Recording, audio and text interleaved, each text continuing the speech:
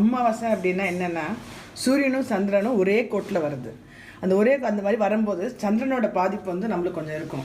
அது என்ன மாதிரி பாதிப்புனா பிரெயினில், நர்வ்ஸில், நம்ம உடம்புல இருக்கிற தண்ணி இதில் இருந்து மாற்றம் வரும். அது பாருங்கள், பெரியவா அந்த காலத்தில் அப்படி யோசிச்சு கரெக்டாக அந்த மாதிரி காய்கறி வச்சுருக்கா. நீங்கள் பார்த்தீங்கன்னா தெரியும்.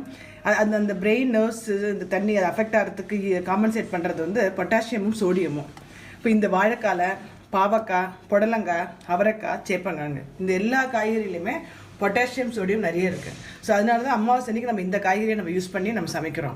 அதேமாதிரி பருப்பு பார்த்திங்கன்னா எப்பயும் யூஸ்வலாக சாம்பாருக்கு பருப்பு தான். ஆனால் அமாவாசை அன்றைக்கி பருப்பு யூஸ் பண்ணுறது இல்லை, வெறும் பருப்பு பண்ணி தான் சாம்பார், கூட்டு எல்லாமே.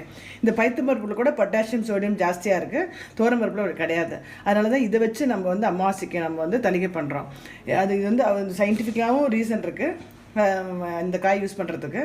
ஸோ இதை வச்சு நான் இப்போ வந்து தளிகை பண்ண போகிறேன். டெய்லி சமையல்